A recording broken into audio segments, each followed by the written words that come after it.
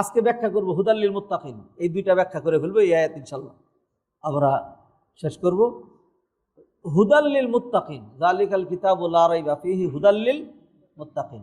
মা মা'নাল হুদা, what does মিন হেদায়েত? হেদায়েত অর্থ কি? হেদায়েত কাকে বলে?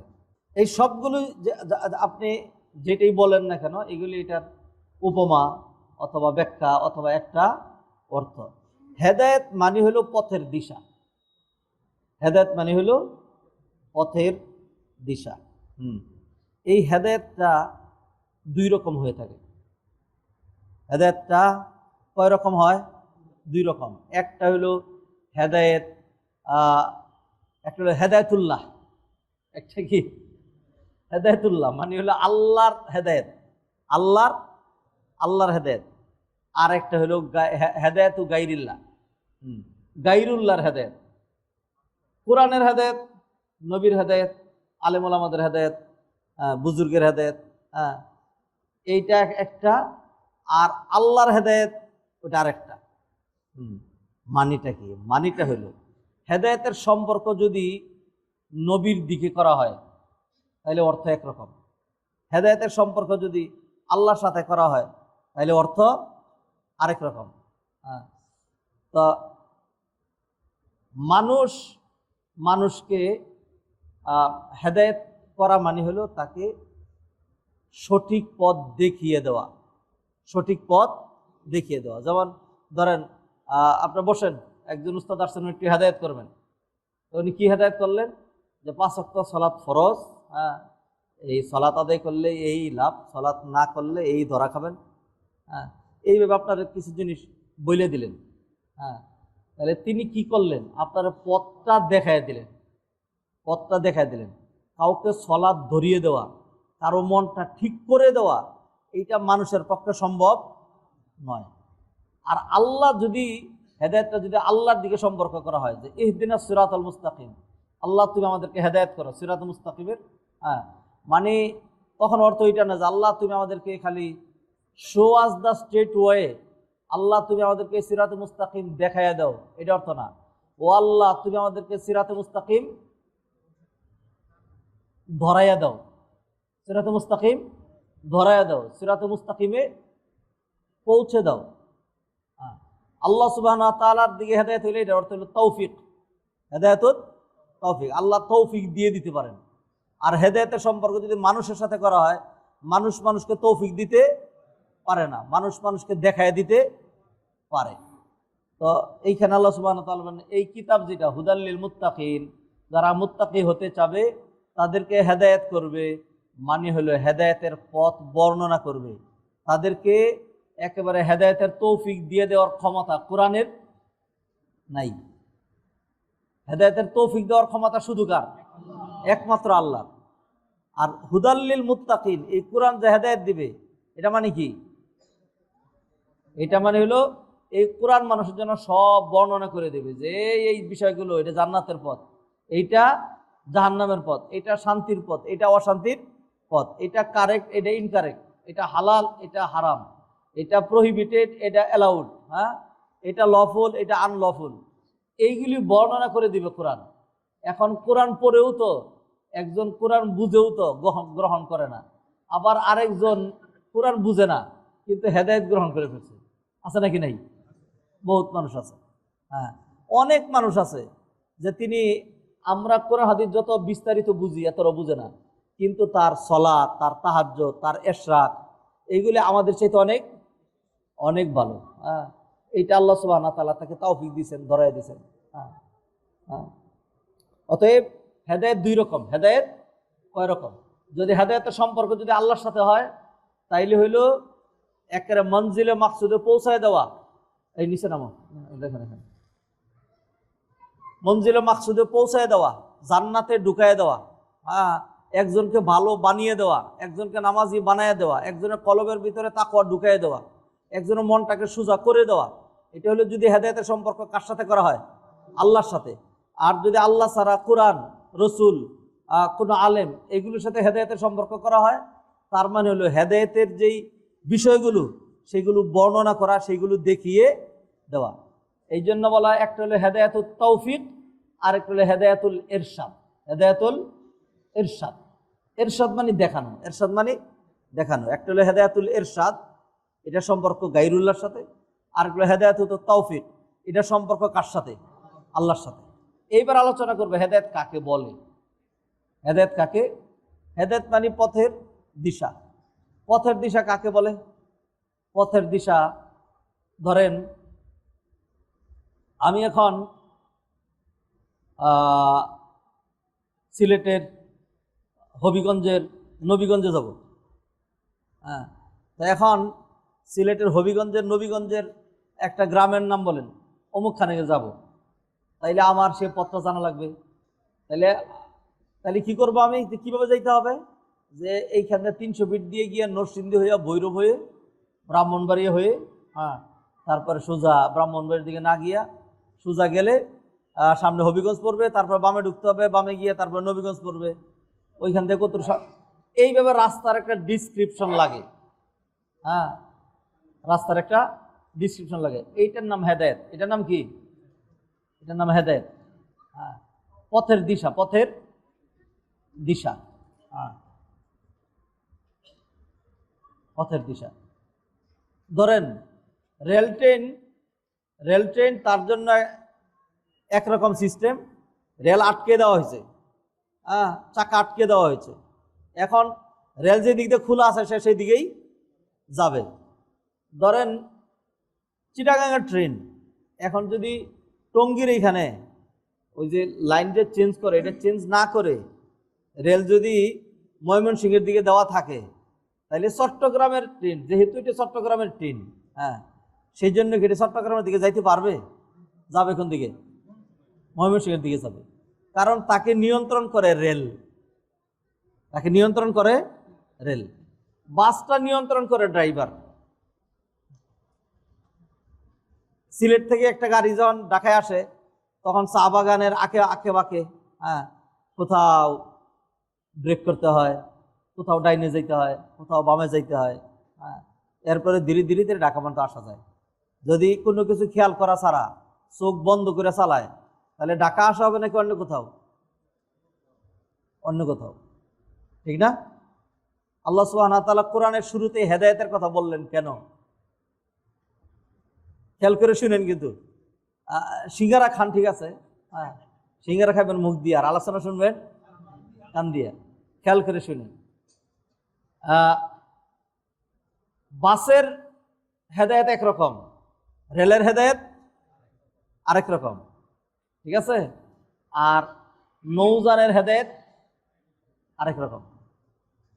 গত 2 বছর আগে একবার নদীর ওই পার থেকে মাহফিল করে স্পিড বোট দিয়া, পদ্মাঘাট আছে না, স্পিড বোট, ঘন কুয়াশা ছিল। হ্যাঁ, ততক্ষণে 8টা বেজে গেছে, 8টা সাড়ে 8টা বেজে গেছে। যাত্রী প্রচুর আসছে, অনেকে অফিস ধরবে। স্পিড বোট ছাড়লো। হ্যাঁ, সর্বশেষ 40-45 মিনিট লাগতো এই কিনারে আসতে। 1.5 ঘন্টা ঘোরার পরে, 1.5 ঘন্টা ঘোরার পরে পরে মাঝখানে একটা লঞ্চ বা স্টিমার পরে শেষ মিনিটে বাইন্ধে রাখছে। পরে সবাই বললো আর ঘুরো না, এরপর কোথায় গিয়ে কোথাও মরবো, ইয়াও শেষ হবে, দরকার নেই, সূর্য উঠুক, আরও সময় যাক, আর অন্য কিছু চালু হোক তখন। কারণ পথ তো দেখতেছে না, ঘোরাঘুরি যায় মনে করে এদিকে, আবার একটু আবার না ভুলিস, আবার একটু এদিকে দেয়।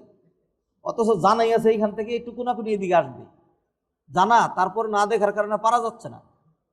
হ্যাঁ, আমি খুব ভালো আপনাদেরকে একটা কথা বোঝানোর জন্য এই এক্সাম্পল নিয়ে আসতেছি, যে এই যে হুদাল্লিল মুত্তাকিন, যে এই কোরআন যে হেদায়েত, আল্লাহ এই গুরুত্বপূর্ণ মেসেজটা প্রথমে দিলেন কেন? যালিকাল কিতাবুল লা রাইবা ফি, এটা এমন এক কিতাব, এতে কোনো সন্দেহ নাই। ইউআল্লিমুনাকুমুস সালাহ অথবা তুআল্লিমুকুমুস সালাহ, এই কিতাব তোমাদেরকে সালাত শিক্ষা দিবে। এই কিতাব তোমাদেরকে তাওহীদ শিক্ষা দিবে। এই কিতাব তোমাদেরকে হালাল হারাম বলে দিবে। এইগুলো না বলে আল্লাহ প্রথম কেন এটা বললেন যে হুদাল্লিল মুত্তাকিন? কেন? কারণ হলো সবচেয়ে দামি যেই নিয়ামত মানুষের জন্য, ওই নিয়ামতের নাম হলো নিয়ামতুল হিদায়া। নিয়ামতুল হিদায়া, এর চেয়ে বড় আর কোনো নিয়ামত নাই। আচ্ছা, তাহলে বাসের হেদায়েত একরকম, রেলের হেদায়েত আর হইল নৌযানের হেদায়েত আরেক রকম। এবার এগুলি বাদ দিয়ে অন্য আরেকটা মধ্যে যাই। এরোপ্লেন চিনেন? কে কে উঠছেন? আচ্ছা থাক, দেখার দরকার নেই। শোনেন, আপনারা যতই উঠছেন, অনেক বড় লোক আছে না, আমার চেয়ে বেশি অভিজ্ঞতা আপনাদের নাই। আসলেই বলি, হ্যাঁ, যদি থাকে, হ্যাঁ যদি থাকে তো পরে আমারে কইেন। শুনেন, আমার জীবনের দুইটা ঘটনা শুনেন। আমি হেদায়েতের ব্যাখ্যা করছি। 1996 সনে সর্বপ্রথম বাংলাদেশ বিমানে উঠলাম। এর আগে অন্যান্য লাইনে উঠছি, আমি 85 থেকে উঠি। হ্যাঁ, 85 সনে তখন আমি I was 13 years old. 13 years, হ্যাঁ 30 না কিন্তু, হ্যাঁ 13। হ্যাঁ, তখন বাংলাদেশ থেকে প্রতিযোগিতায় ফার্স্ট হয়ে, হ্যাঁ তখন সৌদি আরবে গেলাম। সৌদি গভর্নমেন্টের খরচে ওইখানে গিয়া জীবনের প্রথম 5 স্টার হোটেল চোখে দেখলাম। এর ফলে ওইবার যখন গেছি ফ্লাইটে যে কমোড ছিল, হ্যাঁ আমি ভিতরে ডুইকে জুতা খুইলা পরে ওই কমোডের উপরে সাধারণ ইয়াতে যেমনি বসে আমি ওইভাবে বসছিলাম। কারণ এর আগে আমি কমোডে কোনোদিন বসিনি। 1996 সনে আমি বাংলাদেশ বিমানে বাংলাদেশে আসতেছিলাম। তখন রমজান মাস ছিল। তা মক্কা ইউনিভার্সিটির একজন ছাত্র ছিল। ফ্লাইট মোটামুটি খালি, কারণ বাংলাদেশ বিমান তো টিকিট কাটতে গেলে একটা টিকিটও নাই। ফ্লাইটে উঠলে পুরাটাই খালি। এবং এইটার একেবারে সহজ ব্যাখ্যা যেটা, সেটা হলে একটা সিটও নেই। আপনি তার যদি আলাদা 3000 টাকা দেন, তাহলে আপনি 10টা সিটও পাবেন। যতক্ষণ না দিচ্ছেন তখন বিমান খালি থাকুক, তাতে তার কি আসে যায়। যাই হোক, অর্ধেকের বেশি খালি, শুয়ে শুয়ে আসলাম। সেহারির সময় খুব আন্তরিকতা দেখাইলো, বললো যে অনেক খানা আছে, নিবেন আর একটা খান। সেহারি তো অসুবিধা নেই। তো পেলাম যে আচ্ছা দেন আর একটা খাই, সেহারিতে যে খাচ্ছি রোজা রাখবো। একটু শখ কথা কইরা পরে বললাম যে আমি তো মদিনা ইউনিভার্সিটিতে পড়ি, অনেক কিছুই জানি পারি, নিজে ড্রাইভ করি, কিন্তু আমার খুব শখ ছিল প্লেন কেমনে চালা, এটা আমার দেখার খুব ইচ্ছা। কয় না, এটা দেখা নিষেধ।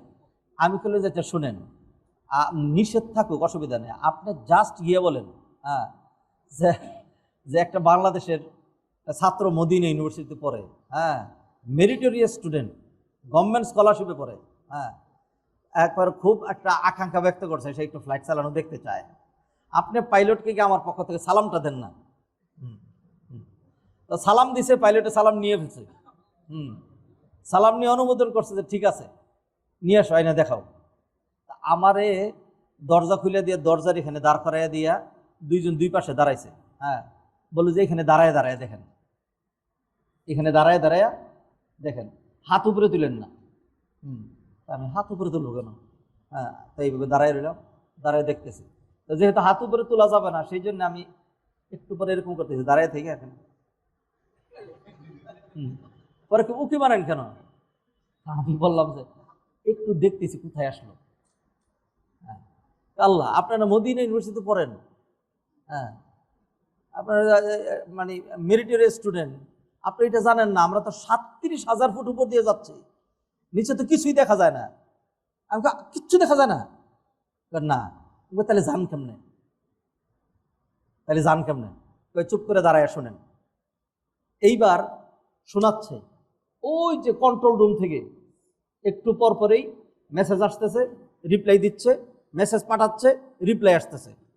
হ্যাঁ, আমরা না দেখা যান কেমনে? আমি তো মনে করছি আপনাদের সামনে একটা পাওয়ারফুল গ্লাস আছে, হ্যাঁ ওইটাতে আপনি বুঝতেছেন যে আমি এখন হবিগঞ্জের এখানে আসলাম, তারপর নবীগঞ্জের এখানে আসলাম, হ্যাঁ আমি যশোরে আসছি, এবার ওইখানে পরে ধীরে ধীরে এই বিবেকে নামেন। আমি তো মনে করছিলাম এরকম, না কিচ্ছু দেখা নাই।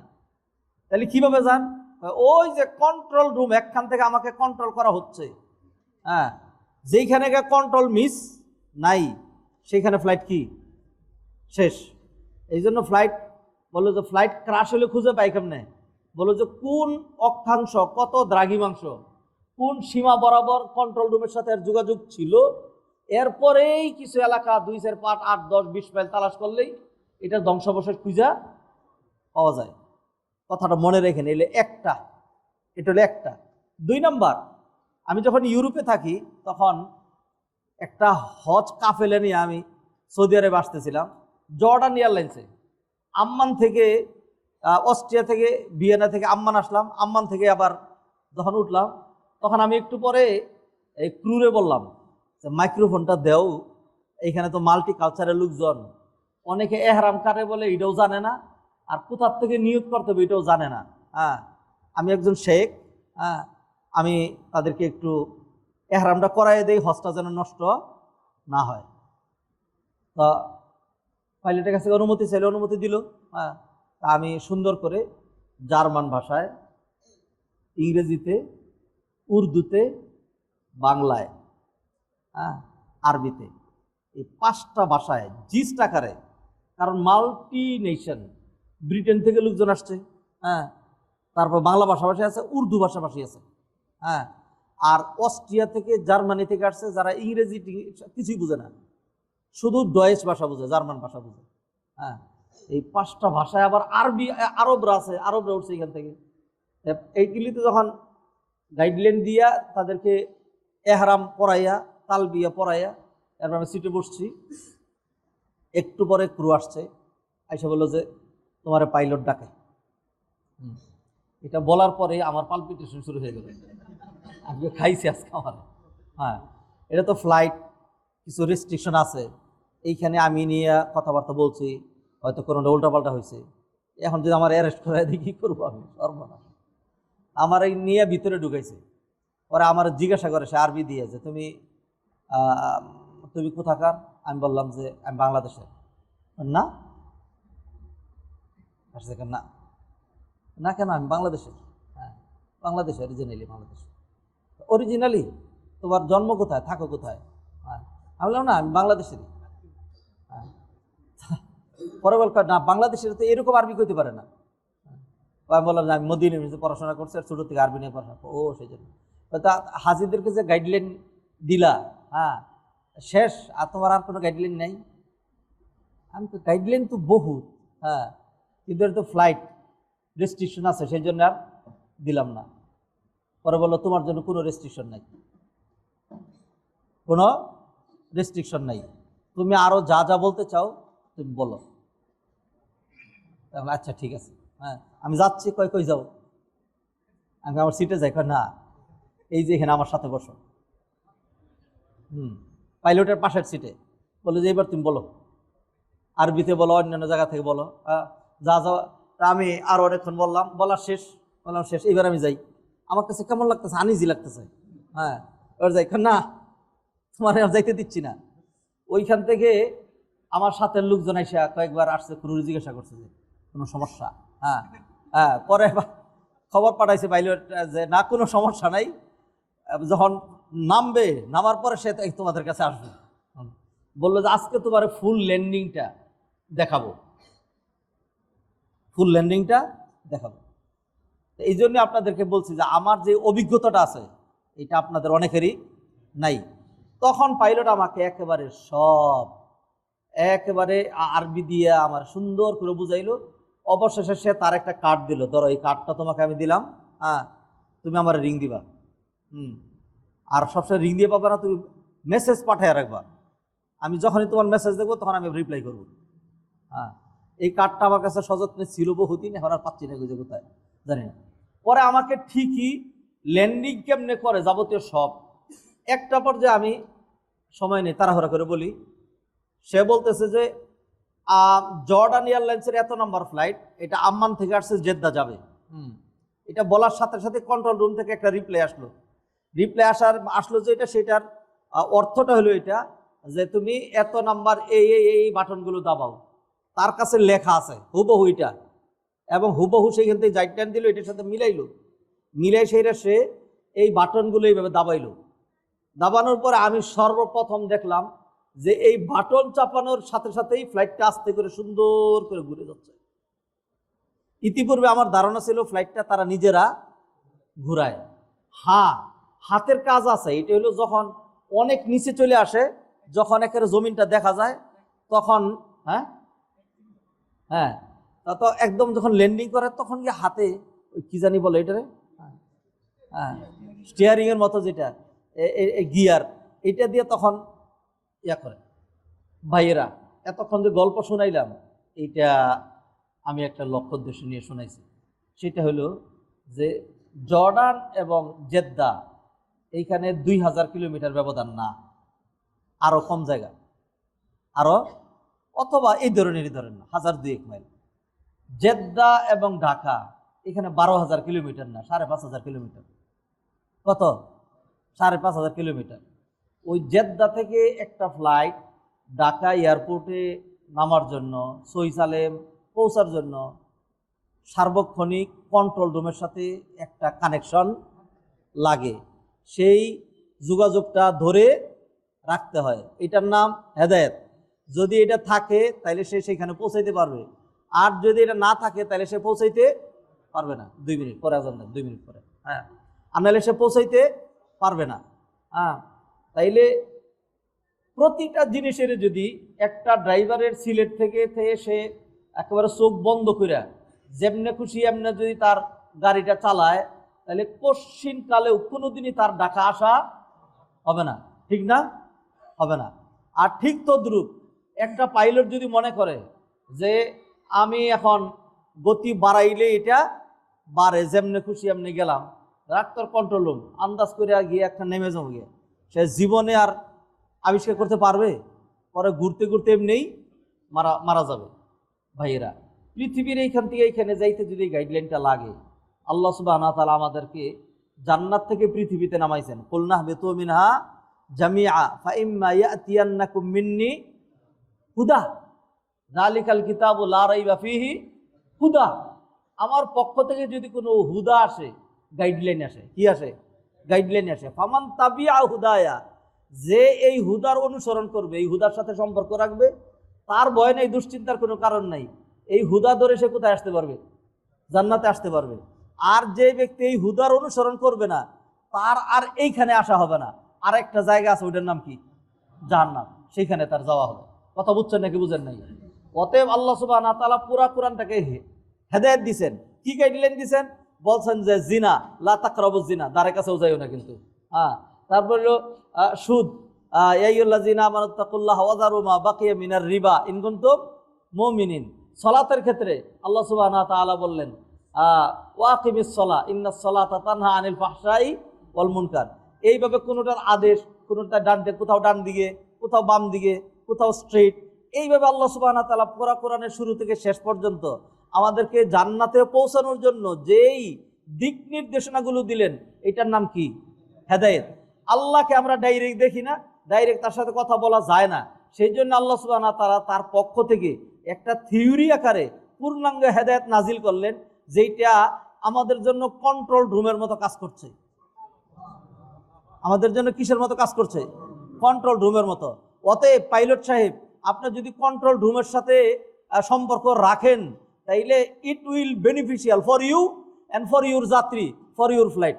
আর যদি আপনি মনে করেন যে I am absolutely, I have freedom, I deserve my freedom, আমি স্বাধীন, অতএব কন্ট্রোল রুমের সাথে আমার যোগাযোগের দরকার নাই, দেন ইউর ডেস্টিনেশন টু হেল। হ্যাঁ, ঠিক তদ্রুপ আপনি যদি মনে করেন পৃথিবীতে ভাস্ট ল্যান্ড, আমার গায়ে শক্তি আছে, আমার সামনে নর আছে, নারী আছে, আমার সামনে সব কিছু, যেমনে খুশি এমনি চলবো, তাইলে মনে রাখেন আপনি হেদায়েত থেকে সটকে পড়েছেন, আপনি কন্ট্রোল রুমের সাথে সম্পর্ক রাখেন নাই। অতএব কন্ট্রোল রুমের সাথে সম্পর্ক না রাখলে ফ্লাইট যেরকম ধ্বংস হয়, ঠিক তদ্রুপ আল্লাহর দেওয়া গাইডলাইনের সাথে আপনি যদি সম্পর্ক না রাখেন, তাইলে আপনার ধ্বংস অনিবার্য, আপনার ঠিকানা হবে জাহান্নাম। এইটার নাম হলো হেদায়েত। আল্লাহু আকবার। আল্লাহ সুবহানাহু ওয়া তাআলা আমাদেরকে বুঝার তৌফিক দান করুন। অতএব বিশ্বজোড়া পাঠশালা মোর সবার আমি, ওই যে 2 দিন ফ্লাইটের 2 ঘটনা, এইটা আমার হুদাল লিল মুত্তাকিনের ব্যাখ্যার জন্য কাজে লাগছে নাকি লাগে নাই? বিশ্বজোড় সবখান থেকে যেখানে ইনিয়ার যেটা পাবেন, ওইখান থেকে হেদায়েত নেওয়ার চেষ্টা করবেন। আল্লাহ সুবহানাহু ওয়া তাআলা আমাদেরকে তৌফিক এনায়েত করুন। সম্মানিত ভাইয়েরা, আমরা সূরা বাকারার 2টো আয়াত নিয়ে আমরা আলোচনা করলাম। 1 নম্বর আয়াত হলো আলিফ লাম মিম। এমনই এক মুজিজা, অর্থ বুঝলেন অথবা না বুঝলেন, ব্যাখ্যা জানলেন অথবা না জানলেন, আলিফ লাম মিম পড়ার সাথে সাথে আপনার আমল নামায় সব জমা হয়েছে কত? 30। এটার আরো ব্যাখ্যা আছে, এটার কি আছে? আরো ব্যাখ্যা আছে। নবীজি তো একটা এর মধ্যে বলেন লা আকুলু আলিফ লাম মিম হারফুন বল আলিফুন হারফুন ওয়া লামুন হারফুন ওয়া মিমুন হারফ।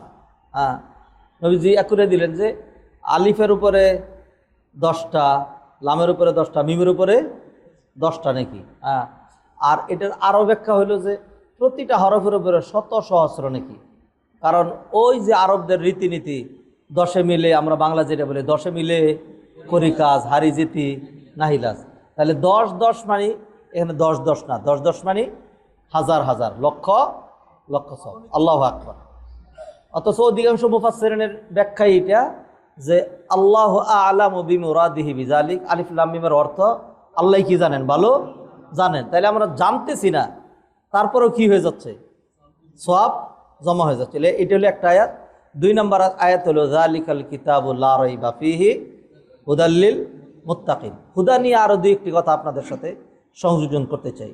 আল্লাহ সুবহানাহু ওয়া তাআলা যখন বাবা আদম এবং হাওয়া কোথায় ছিলেন, জান্নাতে ছিলেন না, জান্নাত থেকে নামায় দিলেন। আদম হাওয়া খুবই কান্নাকাটি করলেন, তওবা করলেন। ফাতালাক্কা আদামু মির রাব্বিহি কালিমাতিন ফাতাবা আলাইহি ইন্নাহু হুয়াত তাওয়াবুর রহিম। আল্লাহ সুবহানাহু ওয়া তাআলা তওবা তো কবুল করলেন। তারপর আল্লাহ সুবহানাহু ওয়া তাআলা জানা অপরাধ যেটা করছো গুনাহ মাফ করে দিলাম, কিন্তু তারপরেও এখানে আর থাকা যাবে না। আদম আলাইহিস সালাম যে ভুল করছে এটার জন্য আল্লাহ রাগ করে আদম আলাইহিস সালামকে কি জাহান্নামে দিবে?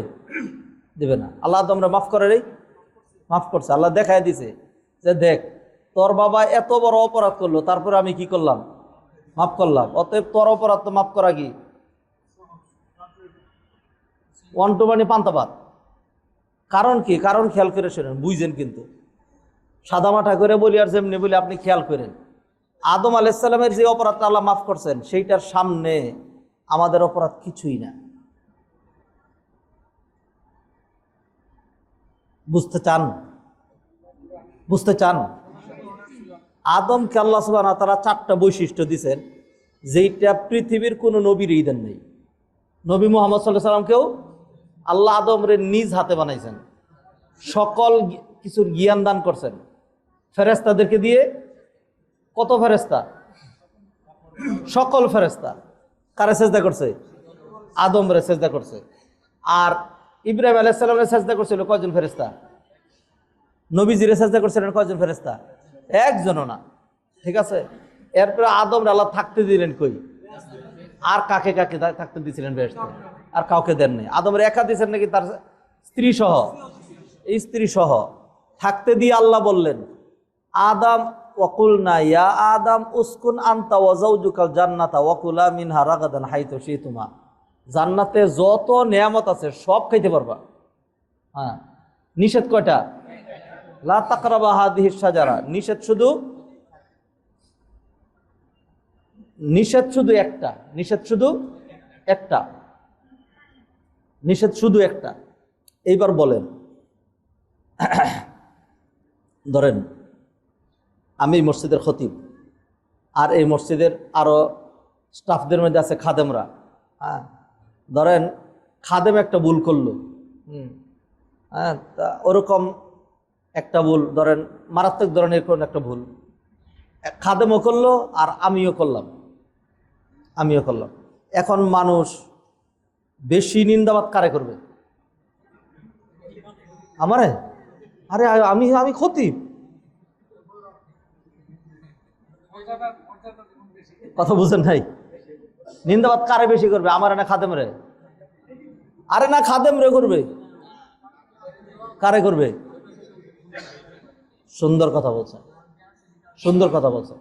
আল্লাহ আদম রে এত মর্যাদা দিলেন, মর্যাদা দিয়া যেই নিয়ামতগুলো তার খাইতে দিছিলেন সেটা হাজার হাজার lakh lakh crore crore million million trillion trillion trillion trillion trillion trillion trillion বলতে বলতে আপনি বলতেই থাকেন।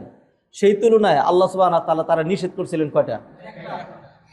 এখন যদি এইভাবে বলি যে বাজান এত সব নিয়ামত রাইহা এই গাছের ফল না খাইলা আপনার পেট ভরছিল না? কথা বুঝছেন নাকি বুঝেন নাই? অতএব আদম আলাইহিস সালাম এত বৈশিষ্ট্য পরে জান্নাতে ঢুকে, জান্নাতে থাকার পরে এত নিয়ামত থাকার পরে ধরেন একটা যুবক বিয়ে করে নাই, জিনা করছে, আরেকটা লোক বিয়ে শাদী করছে, ছেলে মেয়ে আছে, জিনা করছে। হ্যাঁ, এখন দুইজনের জিনার অপরাধ সমান, শাস্তি সমান। আরেকজন বৃদ্ধ নানা 75 বছর বয়স জিনা করছে, তো ওই লোকের জিনা আর ওই যে 30 বছর বয়সের বাবার জিনা এক সমান না, ওইটা তো একটা মালউন, অভিশপ্ত। 3 ব্যক্তির দিকে আল্লাহ তাকাবেনও না। তার মধ্যে এক ব্যক্তি হইল কি, রাষ্ট্রপ্রধান হয়ে যদি মিছা কথা কয়। আমাদের দেশে নেই। হ্যাঁ, যদি এটা কয়। 2 নম্বর হলো শাইখুন জানিন, বৃদ্ধ হয়ে গেছে তারপরে জিনা করে। 3 নম্বর হলো ফকির, ভিক্ষুক কিন্তু অহংকারী।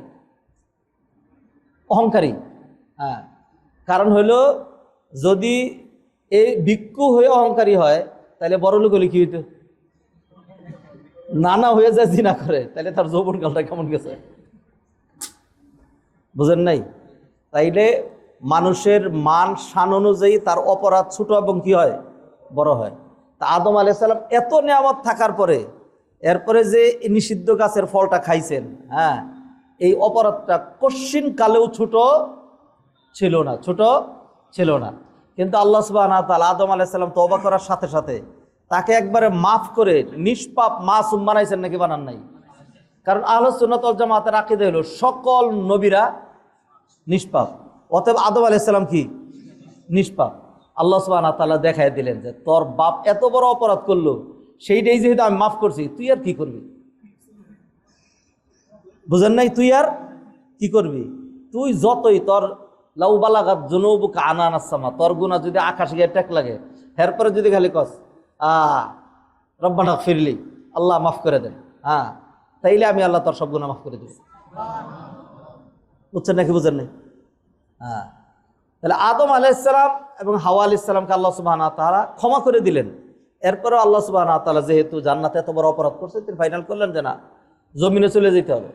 তো জমিনে পাঠিয়ে দিলেন। এখন আদম হাওয়া কান্নাকাটি করে, আরো কান্দে।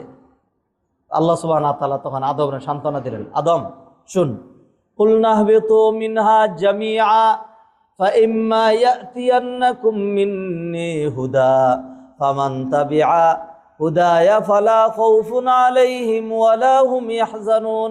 আদম নেমে যাও, কান্নাকাটির দরকার নাই, তোমাদেরকে জমিনে ফালাইয়া রাখবো না। আবার আনার জন্য আমি আল্লাহ সুবহানাহু ওয়া তাআলা দিক নির্দেশনা দেব, গাইডলাইন দেব।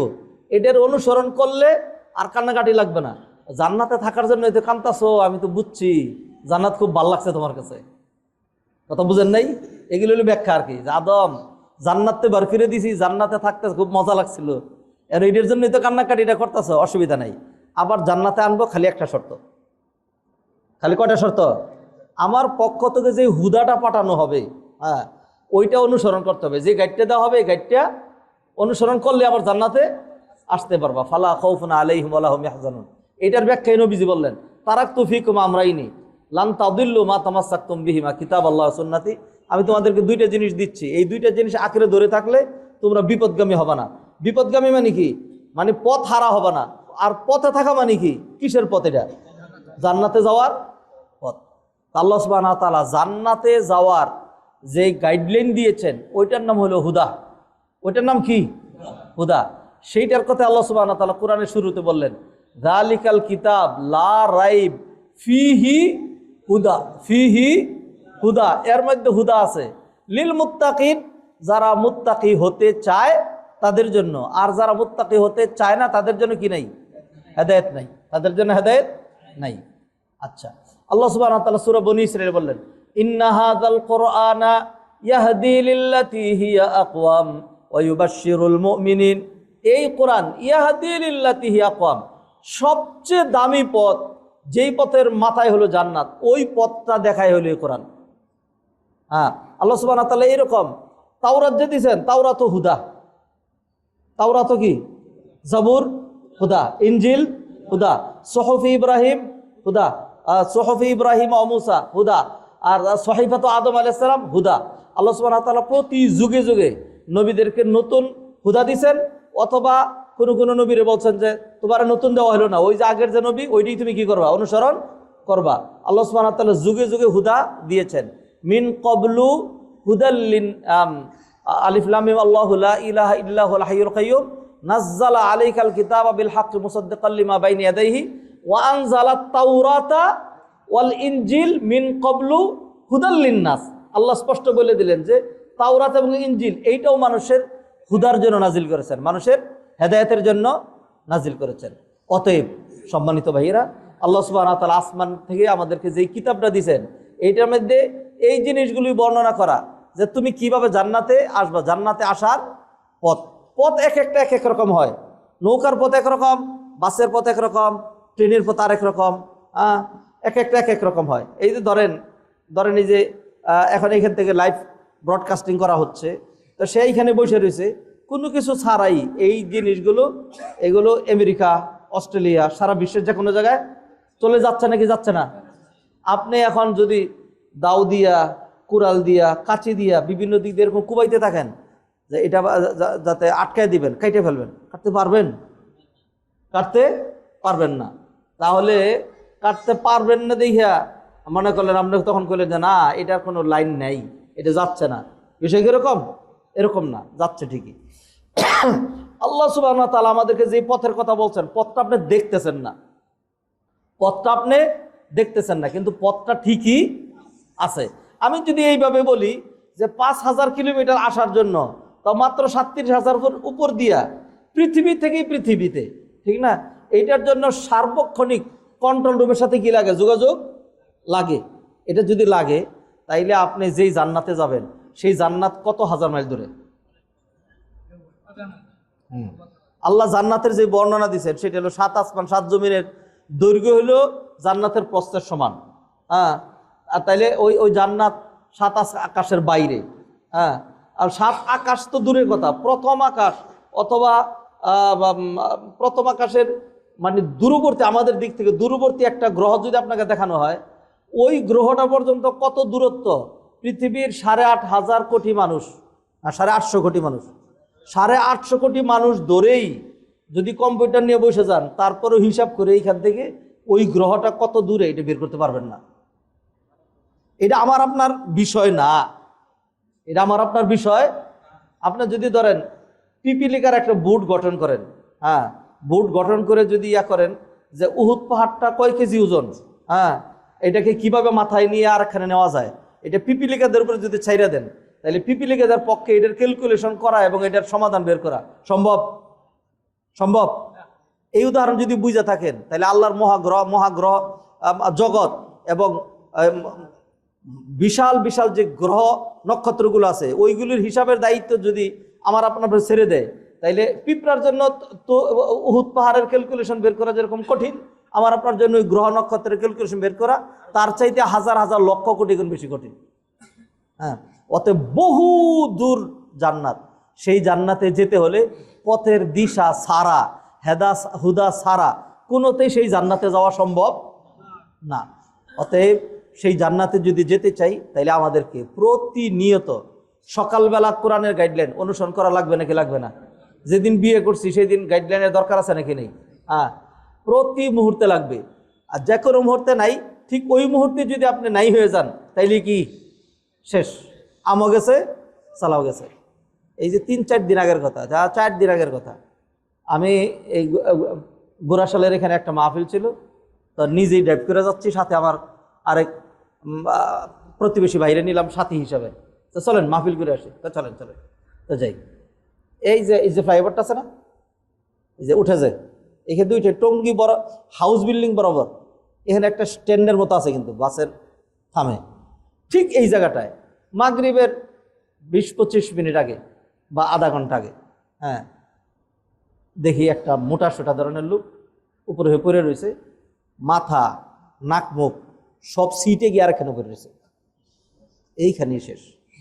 গেলাম আর ওনাদেরকে বললাম যে ভাই আমাদের মতোই কিন্তু মানুষ, এই লোকটা যদি জানতো তার এই অবস্থা হবে, বের হইতো না। কিন্তু এই 5 মিনিট আগেও তার ফ্যামিলির লোকজনও জানে নাই, এখনো হয়তো তার ফ্যামিলির অনেকের কাছে খবরও পৌঁছে নাই, ঘটনা কিন্তু ঘটে গেছে।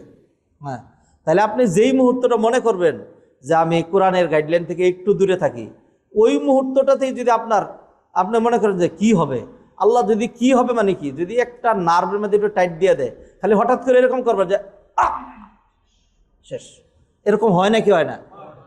এই জন্য একজন পাইলট সার্বক্ষণিক যেরকম কন্ট্রোল রুমের সাথে যোগাযোগ রাখে, আজকের উদাহরণটা আপনাদের সামনে লম্বা করে হাসতে হাসতে আলোচনা করছি। আমার আপনার যদি বুদ্ধিমান হয়ে থাকি, যদি মুত্তাকি হতে চাই, সত্যি যদি জান্নাতে যেতে চাই, তাইলে একেবারে মৃত্যু পর্যন্ত, this is our strong promise, এক মুহূর্তের জন্য আল্লাহর দেয়া যে গাইডলাইন সেটা থেকে বিচ্যুত হওয়ার কোনো সুযোগ নাই। আল্লাহ সুবহানাহু ওয়া তাআলা আমাদেরকে তৌফিক এনায়েত করুন। হুদাল্লিল মুত্তাকিন, মুত্তাকিনদের উপরে খুব কথা বলি নাই, তাকওয়া নিয়ে অনেক আলোচনা করছি। আগামী সপ্তাহে যখন ইনশাল্লাহ, এই মাসে আর মিস করবো না ইনশাল্লাহ। মাহফিল রাখি নাই, সোমবারে রাখতেছি না। ইনশাল্লাহ থাকবো, আপনারা আইসেন। আগামী সপ্তাহে এটা হালকা ব্যাখ্যা করে তারপরে আমরা আল্লাযীনা ইউমিনুনা বিল গায়বের থেকে আরো অন্তত 3টা আয়াত আমরা তাফসীর করে ফেলবো। আল্লাহ সুবহানাহু ওয়া তাআলা আমাদেরকে তৌফিক এনায়েত করেন।